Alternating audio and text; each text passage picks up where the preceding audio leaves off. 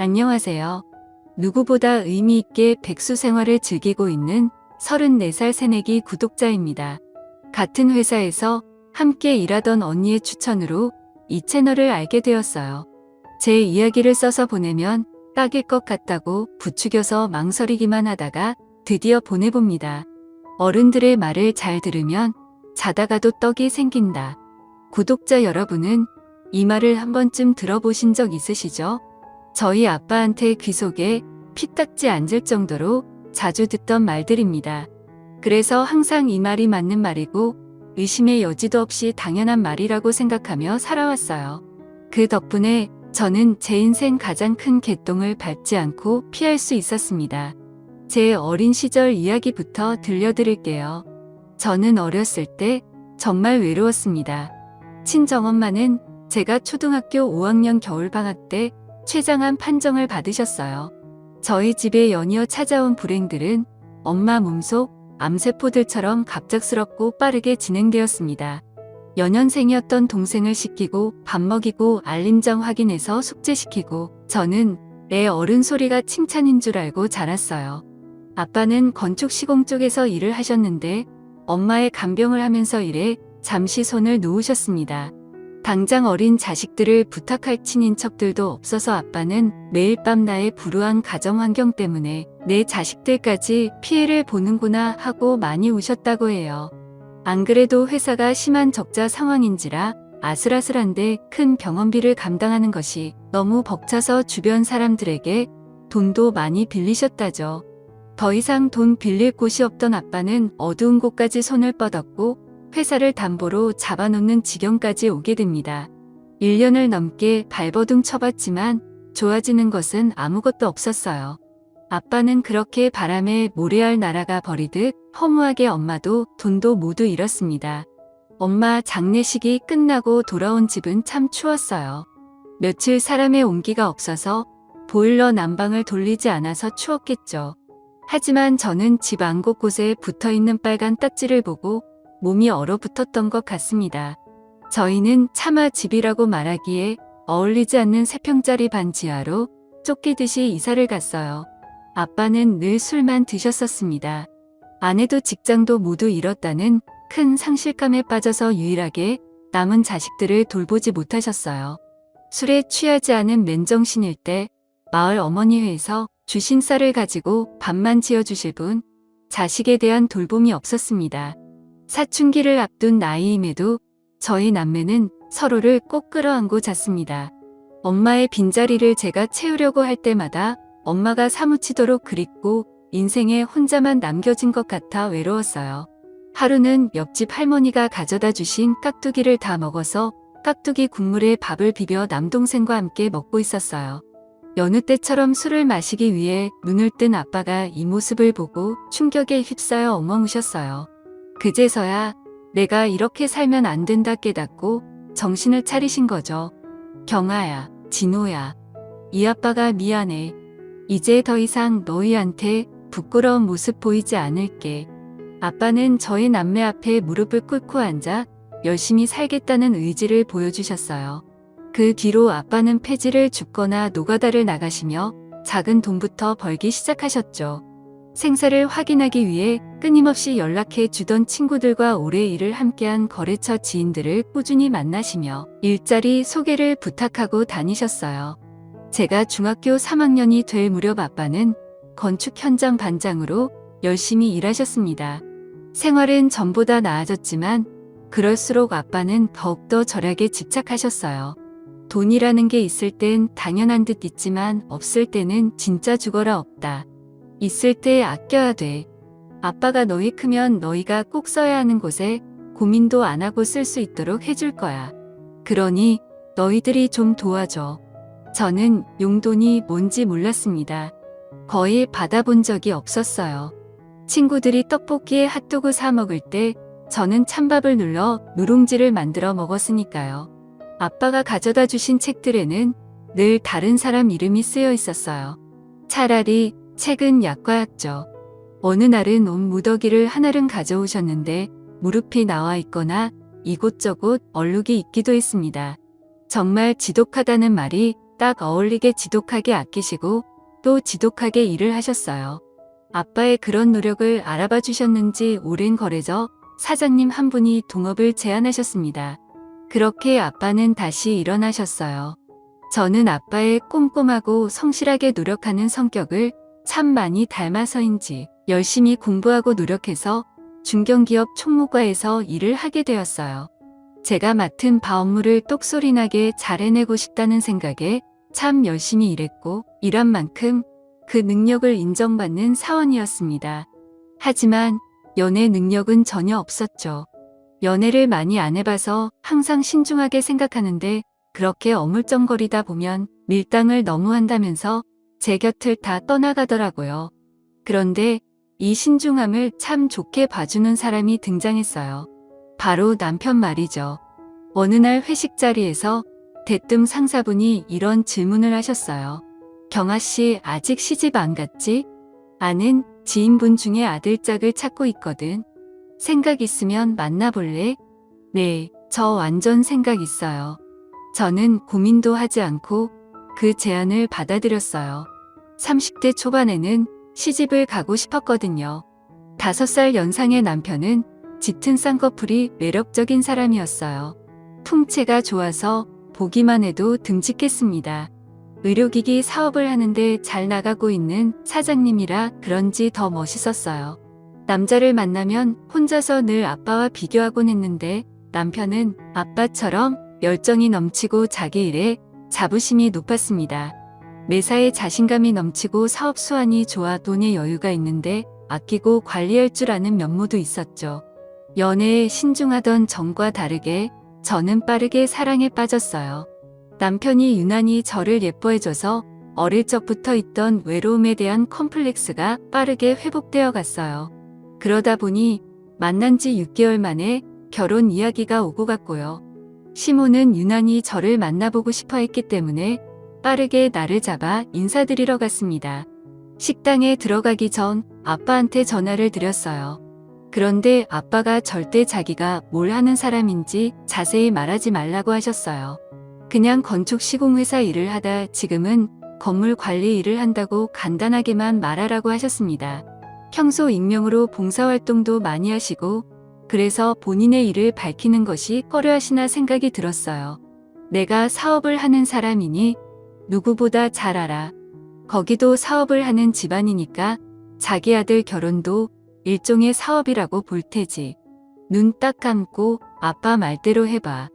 저는 잠시 고민되었지만 아빠는 늘 어른들 말씀 잘 들으면 자다가도 떡이 생긴다 하셨으니 이번에도 알겠다고 했습니다. 전화를 끝내고 긴장된 마음을 다잡으며 식당 방 안으로 들어갔고 시부모님들은 반갑게 맞이해 주셨어요. 시모는 연봉은 어느 정도 나오는지, 어떤 요리 제일 자신 있게 할 줄 아느냐, 총무부에서 일하면 돈 관리나 뭐나 똑 부러지겠다. 집안 가족력으로 병이 있나 없나 이런 것들을 물어보셨어요. 저 최경화라는 사람이 궁금한 것이 아닌 내 아들의 아내로서 얼마나의 가치가 있는지 등급을 정하시는 수준이었죠. 워낙에 남편을 처음 소개받을 때부터 아들짝 찾고 있다고 전해 들었으니 마음이 급하셔서 그러신가 보다 하고 애써 진지하게 생각하지 않으려고 했어요. 그러다 시부가 부모님은 뭐 하시냐고 물어보셔서 엄마는 병으로 돌아가셨고 아빠는 작은 건물의 관리를 하신다고 말씀드렸어요. 잠깐의 정적이 흐른 뒤 시모는 제 컵에 물을 따라주시며 말하셨어요. 아이고, 엄마도 없이 힘들고 외롭겠네. 이젠 우리를 부모라고 생각하고 지내. 내가 엄마 해줄 테니까 그 딸 같은 며느리. 그런 사이로 잘 지내보자고 우리. 아버지도 홀로 아이 키우시느라 힘드셨겠네. 그냥 단순히 듣기 좋으라고 해주는 말뿐이라 할지라도 저렇게 말씀해 주시는 게 참 좋았습니다. 엄마 해주겠다는 시모의 말이 어찌나 감사하던지요. 생선가시를 발라내어 시모 숟가락에 올려주는 시부의 모습에도 감동받아 이런 분들이라면 제2의 부모님으로 참 좋을 것 같았습니다. 시부는 의료기기 사업으로 먼저 크게 성공했고 주식 투자 또한 성공해서 큰 돈을 버셨어요. 시부는 이리만 사장으로 올린 채 남편이 그 사업을 이어받았습니다. 사업을 유지해 나가며 어느 정도 자금이 생겼고 남편은 비슷한 분야로 자신의 사업을 새로 시작한 것이죠. 남편은 그동안 성공적으로 유지해오던 사업 소환으로 적당한 아파트를 준비했어요. 저는 혼수를 아빠 돈으로 장만했습니다. 시집갈 때 아무 걱정 없이 보내고 싶어 여태 절약하면서 산 거라고 무조건 다 해준다는 아빠의 강력한 고집 때문이었습니다. 시부모님은 저희 결혼에 관련된 비용을 도와주시기로 하셨습니다. 결혼식과 신혼여행 말이죠. 저희는 야외 스몰 웨딩을 했습니다. 그건 바로 시모의 적극 추천 때문이었어요. 드라마에서 야외 결혼식 하는 걸 보니 로망이 생겼다는 등 여러 가지 핑계 같은 이유들을 들었습니다. 그렇게 가족과 지인 몇 분만 초대해서 간단하지만 여유롭게 진행하자고 했는데 생각보다 시댁 쪽 손님들이 너무 많아서 식사도 부족하고 우왕좌왕 정말 정신이 없었어요. 저희 쪽 손님들 자리까지 다 차지하고 있어서 정말 난감했습니다. 이럴 거면 왜 야외 스몰 웨딩을 하자고 하셨는지 답답했어요. 신혼여행을 가까운 해외라도 가고 싶었지만 시모가 남편 사업에 차질 생기면 안 된다고 가까운 제주도로 다녀오라고 했습니다. 저는 그때까지만 해도 바보같이 내내 거리며 하라는 대로 다 했네요. 여러분 이거 누가 봐도 제가 시모 욕심에 노란한 것 아닌가요? 순진한 저는 시모의 말을 철석같이 믿었죠. 신혼여행을 마치고 돌아와 인사를 드리는데 시모는 진짜 가족이 된 기념으로 오늘은 자기랑 함께 자자고 하시는 게 아니겠어요? 저는 조금 떨리지만 좋은 마음으로 와야겠다고 했습니다. 엄마와 딸 같은 그런 고부관계의 시작으로 느껴졌어요. 시모는 자리에 누워 저를 바라보며 제 손을 살포시 잡으셨습니다. 경아야, 오해하지 말고 들어. 혼인신고 말이야. 정빈이가 빨리 하자고 해도 너무 서두르지 마라. 엄마가 여자로서 결혼 생활 해보니까 1년은 살아보고 결정하는 게 좋더라고. 막상 몸부대 끼면서 살아보면 다른 점도 보이고 내가 널 정말 딸처럼 생각하니까 이런 말 하는 거야. 알지? 서운한 거 아니지? 네, 그렇게 할게요. 어머님 걱정 마세요. 저는 시모의 말이 진짜 저를 위한 말인 줄 알았습니다. 같은 여자로서 엄마만이 해줄 수 있는 충고라고 생각했어요. 자기 진짜 자식인 아들보다 딸 같은 며느리를 더 생각해서 해주는 좋은 말입니다. 그렇게 혼인신고를 당장 하지 않았고 남편도 그 부분에 대해 별말이 없었기에 저희는 크게 상관하지 않고 신혼생활을 즐겼답니다. 결혼생활은 아무 걱정 없이 평범하게 흘러갔어요. 하지만 참 예상하지도 못하는 작은 부분에서 삐그덕거렸습니다. 추석 명절을 앞두고 양가 명절 선물을 남편이 준비했어요. 거래처 사장님 댁 정육점에서 팔아줘야 한다고 2달 전부터 이야기해서 그러라고 했습니다. 시댁에 가져간 황금 보자기 속에는 최고 등급 한우가 꽃처럼 예쁘게 장식되어 있었어요. 시부가 제일 좋아하시는 음식이 한우였기에 남편이 알아서 참 잘 준비했다고 생각해 뿌듯했습니다. 시모는 명절 느낌 나려면 이것저것 음식 많이 하는 게 좋다면 전 종류만 해도 12가지나 하셨어요. 각종 버섯들을 이용해 전을 부치는 것을 보고 속으로 많이 경악했습니다. 명절에 꼭 버섯전을? 그것도 버섯 종류대로 부쳐야 할까요? 정신없이 음식을 만드는데 시모는 아는 지인과 통화하기 바쁘셨어요. 시부와 남편, 시동생 3명은 스크린 골프를 치고 온다며 나가버린 지 오래였습니다. 결혼해서 보내는 첫 명절은 전쟁을 치르는 군인 마냥 음식과 싸우기 바빴죠. 뒤늦게 돌아온 남편에게 힘들어 죽겠다고 눈치를 줬습니다. 남편은 사과하며 다음날 친정에 늦지 않게 출발하기로 약속받았어요. 저희는 다음날 제사가 끝나고 식사상을 치우자마자 친정으로 떠났어요. 남편이 설거지는 시동생이 하라고 시켜준 덕분에 서둘러 나올 수 있었죠. 시댁은 분당이고 저희 친정은 1시간도 안 걸리는 화성이지만 시끌벅적한 명절에 동생과 단 둘이서 있을 모습을 생각하며 발길을 재촉했습니다. 아빠와 남동생 둘이서 여러 가지 전을 부쳐 준비했더라고요. 시댁에서 그 많은 전을 부쳤으면서 음식 하나 못 사와서 아쉬워했는데 며느리로서 힘들었을 딸을 위해 서툴지만 음식을 준비하셨다고 아빠가 뿌듯하게 말하셨어요. 남편은 황금 보자기가 된 상자를 얼른 내밀며 장인어른이 만드신 솜씨가 어떤지 술 한잔하며 맛봐야 한다고 너스레를 피웠습니다. 남편이 준비한 고기 세트를 자랑스럽게 내밀었고 아빠는 기대에 찬 눈으로 보자기를 풀러보셨어요. 그리고 그 안에 들어있는 건 돼지고기 한돈 세트였습니다. 장인어른 삼겹살 좋아하시잖아요. 늘 삼겹살에 소주 한 잔 딱 하시니까 제가 특별히 한돈으로 준비했어요. 아이고 너무 고맙네. 아빠는 제 속도 모르고 당장 구워서 소주 한 잔 하자며 좋아하셨어요. 술이랑 쌈무 같은 다른 장을 보러 아빠와 동생이 나가자마자 남편에게 따졌어요. 당신 정말 너무한 거 아니야? 아버님 댁은 소고기 한우 준비하더니 우리 집은 왜 돼지고기야? 아까 아버님한테 설명드렸잖아. 돼지 좋아하시니까 준비했다고 잘 드시는 걸 드려야지. 안 그럼 돈 아깝잖아. 설마 지금 당신 찌찌하게 그런 걸로 따지는 거야. 우리 아빠도 한우 좋아하셔. 어느 한쪽이 이거면 다른 한쪽도 똑같이 해야 안 서운하지. 먼저 쫄짠하게 행동한 게 누군데?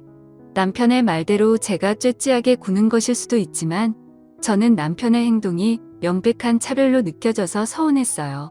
저희 아빠는 돈 생각해서 안 드시는 거지 결코 싫어하시는 게 아니시거든요.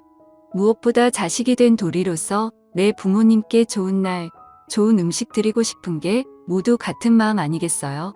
그런데 남편의 사소한 차별은 이것이 시작이었어요.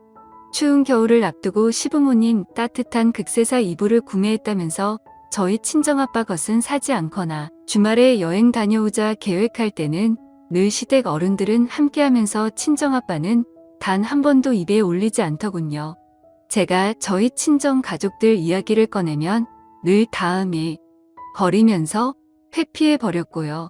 사소한 서운함은 점점 커지고 남편이란 사람은 자기 가족만 중요하다고 생각하는구나 깨닫게 되었어요. 심지어 저조차도 그 가족 울타리 없는 사람 같았습니다. 저는 마치 그 집 식모 같았어요. 시부모님과 여행을 가는 날이면 기분 좋게 그 지역 맛집에 가서 외식 정도 할 수 있지 않나요? 하지만 쌀이며 반찬이며 다 준비해서 늘 새로 지은 밥 드실 수 있게 했습니다. 하루는 시모가 욕실 슬리퍼에 있는 물때를 지워보라며 제 앞에 툭 하고 던지는 게 아니겠어요. 어머니 그냥 하나 새로 사세요. 잘 안 지워져요. 아니 이걸 돈 아깝게 왜 사? 너 지금 하기 싫으니까 괜히 그러는 거 아니냐? 네, 하기 싫어요. 제가 지금 여기 와서 하는 일이 얼마나 많은데 그런 것까지 시키세요. 너 내 딸 한다며? 딸이 엄마한테 이런 거 하나 못 해주냐? 못한다고요. 딸 말고 저기 자빠져 있는 아들한테 시키세요. 남편은 놀란도끼 눈을 뜨며 말버릇이 그게 뭐냐고 저를 혼내더라고요. 그때 그동안 억눌러 있던 서러움이 쏟아지기 시작했는지 눈물이 나기 시작했어요. 아유, 냅둬라 냅둬. 엄마 없이 혼자 동생 돌보며 컸다길래 집안일 하나는 싹싹하게 잘할 줄 알고 기대한 내가 푼수다. 딸이 그것도 못해? 어머님도 제대로 못하는 집안일을 왜 저한테 기대하세요? 그리고 어머님이 그렇게 좋아하는 드라마 제대로 현실적인 것 좀 보세요. 이런 꾸준일 묵묵히 하는 딸이 몇이나 있어요? 이건 완전 계모가 딸 괴롭히는 거죠. 딸 같은 며느리 이제는 안 한다고 말하고 그 길로 곧장 택시 타고 집으로 와버렸어요. 남편이 오면 또 한 번 대판 싸울 거라 생각하고 큰 마음 먹고 있었는데 무슨 일인지 무릎 꿇으며 미안하다고 사과를 하더라고요. 저는 그동안 서운하고 억울한 것들을 전부 다 털어놓았어요. 남편은 미안하다고 저를 안아주었어요. 그날은 그렇게 잘 마무리 지었네요. 다음날 시모는 제가 다니는 회사 근처에 오셨습니다. 점심으로 샤브샤브를 사주시며 그날 일을 사과하셨어요. 본인이 너무 욱하는 성격 때문에 생각 없이 말도 막 나와서 가끔 오해를 사기도 한다며 딸이라고 이해만 강요한 것 같다고 말이죠. 저도 하나면 할 소리 다 하는 성격이다. 서로 조심하자 이야기했네요. 하지만 시모는 이렇게 한없이 잘해주시면서도 애매하게 귀찮은 일들을 찾아서 시키셨어요. 비싼 화장품들을 사주시면서 주말에 시모 자매분들이 집에 오시니 장을 봐와 함께 요리를 하자는 듯 말입니다. 설마 같이 일하겠어요?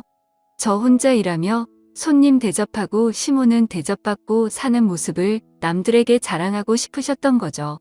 그러면서 틈틈이 혼인신고를 미루라는 말씀도 잊지 않고 하셨었고요. 여러분, 정말 솔직히 말하면 그때 당시에는 시모 말이 맞겠다 싶었어요. 이런 집안 사람들과 법적으로 엮이면 큰일 나지 않을까 힘든 순간마다 확신이 들었습니다. 남편이나 제가 크게 아파 보호자로서 관계가 입증받아야 할 때도 없었으니 잘 됐다 싶었어요. 그러던 어느 날 시부가 저와 남편을 시댁으로 호출하셨어요. 자신이 주식으로 많은 돈을 벌기도 했고 투자해준다는 사람들도 많은데 이번에 좋은 시행사를 만나 주택단지 사업에 참여하기로 했다고 하셨어요. 남편에게 지금 하는 사업을 줄이고 자신과 함께 하자고 제의도 해주셨죠. 시행사가 자금이 많은 곳이고 경력도 있어서 믿고 맡기면 큰 돈을 벌 거라고 좋아하셨어요. 시공하는 업체를 찾고 있는데 자기는 이런 쪽에 영 지식이 없으니 저희 친정아빠의 도움을 받고 싶으시다는 것이었죠. 주변에 괜찮은 업자를 알고 있으면 다리를 놔달라고 하셨습니다. 사실 친정아빠는 남동생과 함께 직원들이 15명 정도 있는 건축 시공 하청업체 회사를 운영하고 계셨어요. 하지만 남동생에게 회사 경영을 전반적으로 맡기신 상태고 이름만 아빠 회사였습니다. 아빠는 작은 건물을 사셔서 건물 관리 일을 하시며 지역 봉사활동을 꾸준히 하고 계셨죠. 그 사실을 시댁이 알 리가 없었습니다. 이후에 친정아빠와 시부의 사업을 상의를 했는데 어떤 사업인지 알아보시더니 거절하셨어요. 사돈 일인데 같이 도와서 상부상조하는 게 좋지 않냐 따졌더니 아빠는 단호하게 말씀하셨습니다. 이 부지에 이런 사업이 승인된 게 말이 안 된다. 이거 어째 느낌이 안 좋아. 불법으로 진행한 것일 수도 있고 사돈 어르신한테 하지 마시라고 전해드려라. 빨리. 저는 남편에게 아빠의 생각을 이야기했지만 돌아오는 대답은 콧방귀일 뿐이었어요. 장인어른이 사업을 아시겠냐. 우리 같은 베테랑들은 딱 봐도 돈 나올 구멍이 보인다고 말이죠. 사실 저는 남편에게만은 아빠의 존재를 밝히려 했습니다. 어떤 일을 하셨고 지금은 어느 정도 유지해 나가시는지 말이죠. 하지만 남편이 아빠를 무시하는 태도를 보여 입이 저절로 다물어졌어요. 이번에도 역시 남편의 말에 화가 나 마음이 식었습니다. 글쎄 뭐라고 하는 줄 아세요? 아니 장인어른은 꼭 하실 것처럼 알아보시더니 김 빠지게 이게 뭐야. 누가 봐도 성공할 사업인데 혹시 우리가 돈 잘 버는 게 배 아프신가. 하긴 지금 경비하는 양반이 뭘 아시겠어. 저는 남편에게 친정아빠는 그렇게 무시받을 사람이 아니니 당장 사과하라고 따졌어요. 남편은 비아냥거리듯 사과하고 자리를 피했죠. 저는 언젠가 이 수모를 꼭 갚아주리라 생각했습니다. 그 후 시부와 남편의 사업은 생각보다 순조롭게 진행되었고 한 주택당 4억 원이라는 분양가가 잡혀서 말 그대로 대박을 앞두고 있는 듯 했어요. 어느덧 시부의 생신이 다가왔습니다. 남편은 시부의 생신 선물을 야심차게 준비했고요. 바로 벤츠차를 준비한 것이었죠. 시부가 사업에 성공하기 전 로망으로 생각하던 차가 있었는데 단종되어 더 이상 구매를 할 수 없게 되었고 남편은 상태가 S급인 중고차라도 알아본 것이었어요. 남편이 7천만 원짜리 중고차에 큰 리본을 붙여 지하 주차장에 세워두고 시부에게 깜짝 선물 서프라이즈를 성공했습니다. 저도 기쁜 마음으로 축하해드렸고 내심 기대했네요. 신기하게도 시부와 친정아빠 생신이 다르지만 딱 일주일 차이가 났거든요. 늘 자기 부모에게만 관대하던 남편이지만 시부에게 7천을 썼는데 장인어른에게도 어느 정도는 적당히 성의 표시할 거라고 말입니다. 저도 참 인색하지만 제가 시댁에 노력하는 만큼 남편도 제 친정에 똑같이 노력해주길 바라는 마음이 컸어요. 앞서 말했듯 성의 표시하길 바랬죠. 남편은 오 좋지 하고 짧게 대답하고 자리를 피했어요. 그때 좀 이상함을 느꼈어야 했는데 지금 생각해도 너무 후회가 됩니다. 친정아빠 생신 이틀 전 남편이 아빠와 단둘이 식사를 하기 위해서 아빠가 일하고 계시는 줄로만 아는 건물로 모시러 갔습니다. 엄청나게 대단한 곳에 가서 먹지는 않아도 소고기나 장어처럼 생신을 위해 좀 더 특별한 곳을 갈 줄 알았어요. 하지만 남편은 생신 당일에 맛있는 거 대접하겠다 핑계를 대고 바로 옆 건물에 있는 뼈의 장국집을 갔다고 합니다. 해장국 2그릇에 소주를 시켰고 별다른 대화 없이 그릇과 잔만 비워져 갔고요. 하고 싶은 말이 있는지 주춤거리는 사위를 보며 아빠는 말없이 소주를 달아주며 묵묵히 기다려주셨다고 합니다. 의미 없는 작은 대화만 나누며 소주를 여러 병 마셨고 점점 취기가 오르자 남편이 다짜고짜 성질을 부렸다고 하네요. 장인어른 사돈지간이면 좀 도와주고 그러는 거 아닙니까? 아, 근데 뭐 애도 아니고 질투해가지고 도움도 안 주세요? 뭐, 자네 지금 무슨 말을 그렇게 하나? 취했나? 해주신 것도 없으면서 이럴 때라도 좀 도움 주셨어야죠. 무슨 불법 운운하면서 동업하는 사람들 이간질이나 하시려고 하고 제주도 여행이 가고 싶으셨어요. 무슨 염치로 제주도 여행을 말하세요? 장인어른, 주특기 안 쓰고 궁상 떨기잖아요. 여태 모은 돈으로 제주도든 마라도든 다 다녀오세요. 자, 이건 제 생신 선물입니다. 남편은 지갑에서 5만원 한 장을 꺼내 휙 하고 던졌다고 합니다. 힘없이 던져진 5만원은 그대로 추락해 해장국 국물 속으로 입수했어요. 에이씨 소리를 내며 빨갛게 물든 5만원을 건져내서 국물을 탈탈 털고 빨리 받으라는 신용을 하며 아빠 얼굴 앞에 대고 연신 흔들었답니다. 그때 식당 아주머니가 다가와 파리채로 식당 테이블을 강하게 내리치셨다고 해요. 아니, 왜 이렇게 파리가 자꾸 웃고요?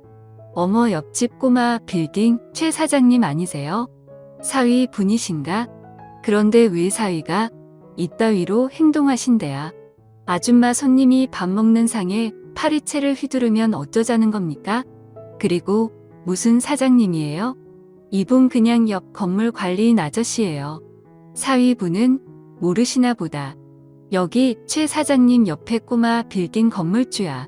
아, 아드님이랑 건축회사 아시면서 여기 5층짜리 건물 사신 거잖아. 내가 이 바닥에서 20년 동안 식당 했는데 거짓말하겠어? 남편은 깜짝 놀라 토끼 눈을 뜨며 건물주 라고 계속 중얼거렸다고 합니다. 사위 양반, 장인 어른이 얼마나 훌륭하신 분인지 알아? 꾸준히 불우이웃을 위해 기부하시지. 노인 일자리 구하시는 분들 모집해서 건물에 고용해 주시지. 매달 독거노인분들 10명씩 모시고 오셔서 우리 집에서 든든한 한 끼 먹이시고 우리 가게 제일 큰 손 단골 손님이셔. 아빠는 말없이 숟가락을 딱 놓고 자네가 이렇게 묵은 봉기에 싸가지일 줄은 몰랐어. 한마디 하며 식당을 나오셨고 이내 저에게 전화를 걸어 구구절절 이야기를 전해주셨어요. 피가 거꾸로 솟는다는 말이 어떤 말인지 절실하게 느껴졌습니다. 저는 곧바로 간단하게 짐을 싸서 친정집으로 갈 준비를 했어요. 집을 나가려는 찰나 남편이 술에 잔뜩 취해 들어왔습니다. 제 손에 쥐어진 짐가방을 보고 헛웃음을 짓더라고요. 너 지금 웃었니? 웃음이 나오니? 좋은 선물 해줄 거라고 기대도 안 했고 그저 좋은 음식 사드리면서 이런저런 대화하면서 좋은 시간 보내고 오길 바란 게 다였어. 근데 뭐 5만원? 왜 이번에도 뭐 계산이 안 맞냐? 우리 아빠랑 급이 다르잖아. 노는 물이 달라. 어디다 비교를 해 지금? 아, 맞다. 근데 뭐 뼈에 잠그고 아줌마가 너네 아빠 뭐 건물주라고 그러던데 다 뻥이지? 아니, 우리 아빠 건물주 맞는데? 이 찌질아. 이젠 너는 네 아빠 엄마랑 살아. 나는 우리 건물주 아빠 모시고 행복하게 살 테니까. 남편에게는 더 이상 길게 말하지 않고 갈라서자고 통보했습니다. 남편은 전화로 가족끼리 어떻게 이럴 수 있냐고. 너도 그동안 나 속였으니까 서로 한 번씩 잘못했다 치고 다시 잘해보자 매달렸어요. 돌아오지 못할 선을 넘은 건 남편 아닌가요? 저는 대답도 없이 전화를 끊고 남편을 차단했습니다. 하지만 남편은 가만히 있지 않았어요. 시간이 지나 수척해진 모습으로 친정집에 찾아왔습니다. 그런데 이게 무슨 날벼락인지 혼자가 아니라 시부모님 두 분까지 저희에게 오셨더군요. 가족이 대동단결해서 사과하러 왔냐고요? 그럴 리가 있나요? 시모는 다짜고짜 삿대질을 하며 따지기 시작했어요. 아니, 사돈 어르신 이거 정말 너무하시네요. 우리 완전 쫄딱 망해가고 있어요. 애들 아빠가 시작한 사업에 뭔가 문제 있는 것 같으면 말을 해주고 그래야 하는 거 아니에요? 우리 아들까지 연관되어 있는데 우리 애가 망하면 사돈 내 딸도 피해보죠. 침을 튀기며 잔뜩 성질을 내는 시모를 보니 정말 단단히 미쳤다고 생각했습니다. 알고 보니 시부와 남편이 시작한 사업이 무화과 건축물을 가지고 일어난 분양 사기였어요. 시부는 아빠에게 어느 정도 책임이 있으니 수요하고 있는 건물을 팔아서라도 돈을 빌려달라며 뻔뻔하게 요구하더군요. 장인어른 그렇게 돈이 많으셨으면서 무슨 콩콩이로 숨기고 계셨어요? 이거 완전 사기라고요? 내가 아무리 돈이 많아도 당신 같은 인간들한테 줄 돈은 없어. 난 이미 당신 아들한테 절대 이 사업하지 말라고 말했어요. 무시하고 진행시킨 건 당신 아들이니까 아들한테 책임을 물어야죠. 맞아요. 아버님, 어머님. 저희 이제 따로 살 거니까 저희 살던 아파트 파세요. 집안 혼수는 제가 한 달 안으로 다 처분할게요. 그래도 부족하면 아들이 사준 벤츠라도 파시던가요. 아님 뭐 이거라도 쓰시던가. 저는 지갑에서 돈 5만 원을 꺼내 남편 얼굴에 던져버렸어요. 힘없이 바닥에 툭 떨어진 5만 원을 바라보다 목에 핏대를 세우고 같은 말만 반복하며 화를 내기에 법적으로 소송을 걸든지 하셔라. 우리는 아무런 책임이 없다. 당당하게 이야기했어요. 저희가 맞는 말만 하니 무식하게 때만 쓰던 시댁 사람들 모두 결국 지쳤는지 아무 말도 못하고 돌아갔어요. 저는 남편이 없을 만한 시간에 집을 찾아가 친정아빠가 해준 혼수들을 중고로 팔았어요. 모르는 번호로 끊임없이 전화가 오는 것이 딱 남편인 것 같았습니다. 저는 당연히 전화를 받지 않았죠. 남편은 꾸준히 전화번호를 바꿔가며 저에게 전화를 걸었습니다. 저는 휴대폰 번호를 바꿔버렸어요. 이제 더 이상 전화 오지 않겠다고 안심하고 지냈는데 어느 날 친정집에 남편이 찾아왔어요. 집 앞에서 친정아빠와 대화를 나누고 있는 남편에게 여기는 왜 왔냐고 소리 질렀습니다. 이제 하다하다 이사도 가야 하냐고 말이죠. 남편은 그나마 남겨두었던 작은 사업이 코로나로 인해 수입, 수출에 타격을 입어 사업에도 큰 영향이 생겼고 당장 막아야 할 돈이 없어 죽고 싶다고 말했어요. 저는 그럼 그냥 죽으라고 냉정하게 말했는데 아빠가 제 손을 붙잡으셨습니다. 정말 마지막 기회라고 생각하고 돈 빌려줄게. 내가 어려운 사람들도 도와주고 봉사하는데 너한테는 못해주겠나? 대신 정해진 기한 안에 돈 갚겠다는 각서 써. 아빠는 사업을 하는 사람이면 한 번쯤 실패를 직면하기 마련이라고 실패는 성공을 하기 위해서는 반드시 필요한 것이라고 조언도 해주셨어요. 아마도 과거 자신의 모습이 생각나셨기 때문이 아닐까 싶습니다. 저는 남편이 여전히 의심스럽고 불안했어요. 무엇보다 저희 아빠와 시부를 돈으로 차별 대우했던 점이 생각나 시부모님과 남편 모두 염치 없고 뻔뻔스러워 역겨웠어요. 남편은 각서를 작성하고 돈을 빌려갔네요. 그 와중에 남편은 제가 훗날 서운한 게 풀리면 돌아올 것을 기다리며 차마 신혼집은 못 팔았다고 그 마음을 꼭 알아달라고 말했습니다. 참나 제가 뭐 그런 말을 듣고 감동받아 울기라도 해달라는 건지 정말 어이가 없더라고요. 그래서 시간이 지나 돈을 남편이 갚았을까요? 갚기는커녕 오히려 돈을 더 요구하더라고요. 돈을 빌려다 무엇을 했냐고 물으니 아는 지인과 마스크 사업을 해보려다 또 사기를 맞았다고 했습니다. 아빠는 화가 나셔서 비굴하게 또 친정집 앞을 찾아온 남편의 뺨을 잇는 힘껏 내리치셨어요. 불쌍한 인생 구제해 주려 했더니만 어떻게 또 사기를 당해? 너 솔직히 말해봐. 불법 도박 이런 걸로 큰 거 한 방 노리다가 전부 그 돈 날린 거 아니야? 아니에요, 장인어른. 저 진짜 한 번만 더 기회를 주시면 그 입 다물어. 신혼집 당장 팔아서 돈 보내지 않으면 혼밥 먹을 줄 알아. 남편은 신혼집을 정리하고 타고 다니던 차까지 팔아 아빠 돈을 갚았습니다. 아빠는 한 번만 더 친정집에 찾아오면 접근금지 신청을 하던지 스토킹으로 고소하겠다고 협박도 했죠. 남편은 더 이상 집으로 찾아오지 않았습니다. 한 번 더 시끄러웠지만 지금이라도 모든 게 제자리로 돌아간 듯 느껴져서 안심했어요. 하지만 이 거지근성 거머리 집안 사람들은 아직 끝나지 않았나 봅니다.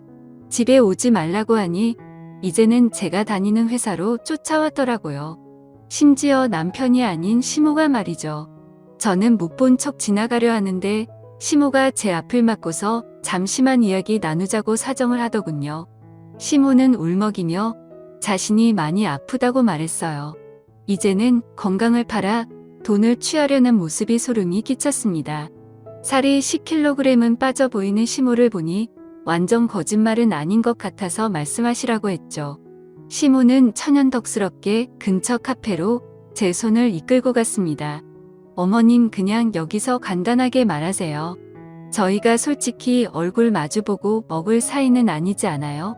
진짜 마지막이라고 생각하고 나하고 커피 한잔 하자. 나 간암이란다. 갑자기 들려온 간암 소리에 깜짝 놀랐습니다. 간은 워낙에 침묵의 장기로 유명해서 고장나고 아파도 사람들이 잘 모른다고 하죠. 씹으며 아들이며 돈으로 걱정을 시켜서 병에 걸리셨나 보다 생각했습니다. 저는 깊은 한숨을 쉬며 딱 30분만 있겠다고 했죠. 시모는 목이 타서 그런다고 커피를 2잔이나 시키고 심지어 케이크까지 주문했어요. 계산은 너무나도 당연히 제가 했고요. 이렇게라도 얼굴 봐서 좋다. 몸이 아파서 그런지 몰라도 만사가 귀찮아. 밥 차리는 것도 싫고 청소며 빨래며 아픈 내가 왜 이런 걸 다 하고 있나 모르겠다니까. 유독 내 생각이 많이 나더라고. 집안일 하기 싫어서 제 생각이 나세요? 그럴 거면 그냥 아주머니를 고용하세요. 아유, 나는 내 살림 남이 만지는 거 싫더라고. 넌 딸이잖아. 그리고 나 수술하고 그러면 병간호할 사람도 있어야 하고 그땐 간병인을 쓰셔야죠. 혹시 돈이 없으세요? 도와드려요? 지갑을 꺼내려는 제 손을 황급히 막으며 시모는 연신 아니라고 반복하셨어요. 그러다 친정아빠 안부를 물으시면서 왜 그동안 아버지에 대해 숨겼는지 따져 물으셨어요. 저희 아빠가 봉사활동을 많이 하시지만 익명으로 큰 기부도 많이 하시고 그래서 본인이 하는 일들을 남들에게 자랑하듯 말하는 거 싫어하셨어요. 건물 관리인 소리 들으시더니 그 후로 더 자세히 안 물어보셨잖아요. 제가 굳이 저희 아빠 돈 아껴서 어렵게 모은 돈으로 작지만 건물까지 사셨다? 뭐하러 말해요? 전 그 애한테 말하려고 했는데 그때마다 저희 아빠를 얼마나 개무시를 하던지 말 안 하는 게 맞겠다 싶더라고요. 시모는 아무 말도 못하고 카페 창밖을 곁눈질하기만 했습니다. 꼭 누구를 기다리는 것처럼 보였는데 아니나 다를까 남편이 카페로 들어왔죠. 어색하게 잘 지냈어? 하고 물어보며 시모 곁에 앉는데 이게 지금 뭐 하자는 꿍꿍이냐고 짜증을 냈죠. 그러자 이내 시모가 어렵게 운을 띄우더라고요. 간 절제술에 관한 이야기를 시작했습니다. 간 이식 수술은 나이가 어린 사람이 하는 게 제일 좋다. 공여자 혈액형이 O형인 사람은 모두 환자들에게 간을 줄 수 있다더라. 하고 말이죠. 저는 정말 충격을 받았습니다.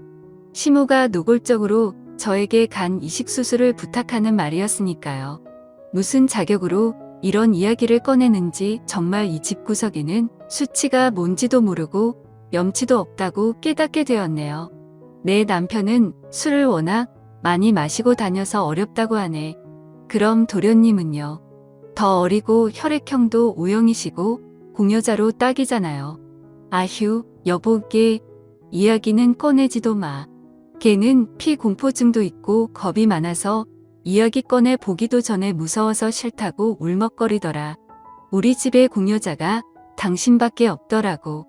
남편은 마치 밥 굶은 사람 마냥 케이크를 연신 씹어대며 천연덕스럽게 말하더군요. 그래서 지금 둘이서 나한테 간 떼어달라고 부탁하려고 찾아온 거야. 다들 양심이란 것도 없어? 나 이 집 가족도 아닌데 무슨 공여자고 모고를 입 밖으로 꺼내.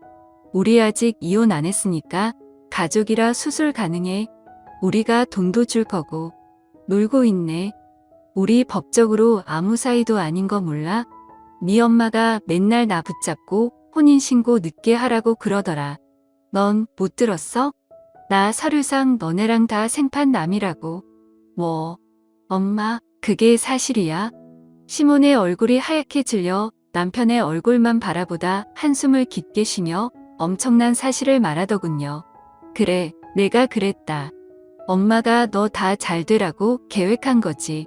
법적으로 뭐 걸림돌 될 게 없어야 다른 여자 만나도 쉽게 처음처럼 시작할 수 있잖아. 솔직히 뭐 제 집에 돈도 없어서 재산 받을 것도 없고 그나마 지엠이 대신 집안일 해봤을 테니까 살림하는 데라도 잘 써먹으려고 허락했지. 부자 며느리는 둘째로 드리고 내가 쟤 뭘 보고 받아줘야 돼? 저는 케이크를 맨손으로 집어 남편에게 던졌습니다. 케이크는 남편 얼굴에 정확하게 명중했죠. 시몬은 이게 무슨 짓이냐며 소리쳤어요. 커피까지 뿌리려고 컵을 들고 일어나자 시몬과 남편은 잔뜩 움츠러들더라고요. 드라마에서 왜 이런 걸 면상에 던지거나 뿌리는지 그저 웃기기만 했는데 이제야 이해가 가네. 뭐 맡겨둔 사람 마냥 당연하게 내 간을 누려? 무슨 토끼와 거북이냐? 당신이 아무리 죽든 말든 나 아무런 상관없거든요. 진짜 제발 찾아오지 말고 연락하지도 마세요. 저는 미친 사람 마냥 머리를 신경질적으로 긁으며 말했어요. 테이블도 두드리면서 폐악질을 떠니까 둘 다 넋이나가 허망하게 저만 바라볼 뿐이었습니다. 혼인신고 미루라고 조언해줘서 너무 감사하다고 그래서 커피는 안 던졌다 깔깔거렸죠. 그때는 그렇게 정신나간 여자처럼 날뛰어야 더는 저한테 연락하지 않고 속 시원하게 떨어져 나갈 거라 생각했네요. 지금 생각해보면 회사 근처임에도 불구하고 저는 정말 머리에 꽃 달린 사람 같이 화를 냈습니다. 집으로 돌아와 남편과 시모랑 있었던 일들을 이야기하니 남동생은 지금이라도 찾아가자고 성하였고 아빠는 묵묵히 소주만 드셨습니다. 그러다 갑자기 지금이라도 그 떨거지들 잘 떨어져 나갔으니 좋게 좋게 생각하자고 하시네요. 그러자 남동생도 제가 케이크 던진 모습 상상하면 웃기다고 하고 새 식구가 어이없어서 호탕하게 웃었네요. 나중에 남동생에게 전해들은 이야기지만 덤덤해 보이시던 아빠가 시모에게 전화를 걸어 어디 소중한 내 딸간을 달라고 하냐고 잔뜩 상욕을 하고 끊으셨다고 합니다. 이제 시댁 사람들에게 연락도 없고 찾아오지도 않아서 얼마나 속 시원하고 좋은지 모릅니다. 혼인신고 최대한 늦게 하라는 말이 시모의 악랄한 의도가 있을 것이라고는 상상도 못했어요. 그저 다 이유가 있으시겠지. 어른들 말씀 틀린 거 하나 없다 여기며 저도 잊고 지냈는데 이게 이렇게 도움이 될 줄 누가 알았을까요? 친정아빠는 아직까지도 아빠 덕분에 똥 피했다고 이야기하십니다. 저희 가족들은 아빠가 가고 싶어 하셨던 제주도로 2박 3일 여행을 다녀왔어요. 짧지만 가족들에게 집중할 수 있었고 앞으로 제가 어떻게 나아갈지 생각에 정리가 되는 시간이었습니다. 저는 다니던 회사를 그만두고 아빠와 남동생이 함께 일하고 있는 건축시 공하청업체 회사에서 일하기로 결정했네요. 남동생이 새로운 일 시작할 거면 가족 사업에 도움 좀 달라고 권유하더라고요. 가족이니 아빠가 넉넉하게 월급 주시겠지 살짝 기대했는데 공과사도 정확하고 절약정신 투철한 아빠 아니랄까봐 냉정하게도 남들과 똑같은 초봉으로 시작하기로 했지 뭐예요. 지금은 회사일 시작 전에 짧게나마 혼자만의 재충전 시간을 보내는 중입니다. 가죽 공방 취미도 만들고 아빠 따라서 독거 노인분들 위해 목도리 뜨기 봉사, 반찬 나누기 봉사 등 백수 생활을 누구보다 의미 있게 마음껏 즐기고 있네요. 미끄러진 김에 쉬어간다는 재밌는 말처럼 잘못된 기회를 이용해 적절한 행동을 하는 현명한 사람이 되고 싶네요. 때로는 불안하고 외롭겠지만 곁에서 따뜻하게 힘이 되어주는 남동생과 뒤에서 든든하게 지표가 되어주시는 아빠 말씀을 잘 따르며 우리 가족 행복 길만 걷고 싶습니다. 조금 따분했을지도 모르는 제 긴 이야기 들어주셔서 정말 감사합니다. 감사합니다.